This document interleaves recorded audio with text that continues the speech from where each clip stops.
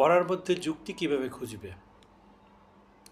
আমাদের বীজগণিতের একটা পপুলার সূত্র হচ্ছে a plus B whole square equals to a square plus 2ab plus B square. এখন তুমি এর একটা মান চিন্তা করো, মনে করলো 1, বি এর একটা মান মনে করো 2।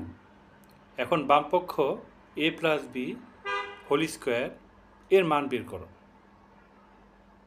এরপর আবার এই একই মান ব্যবহার করে ডান পক্ষ a square plus 2ab plus B square এর মান বের করো। দেখবে বামপক্ষ এবং ডান পক্ষ মিলে যাবে, সূত্রটা প্রমাণিত হলো। তার মানে তুমি এই সূত্রটার যুক্তিটা খুঁজে পেলে, অর্থাৎ সূত্রটা মিথ্যা না।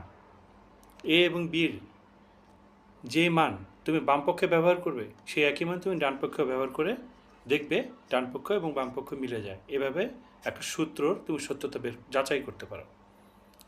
এমনভাবে তুমি যে কোনো সাবজেক্টের যে কোনো কিছুকেই তুমি যাচাই করে দেখতে পারো যে ব্যাপারটা যৌক্তিক নাকি অযৌক্তিক। এই যুক্তিটা তোমাকে পড়াশোনার প্রতি আগ্রহী করবে।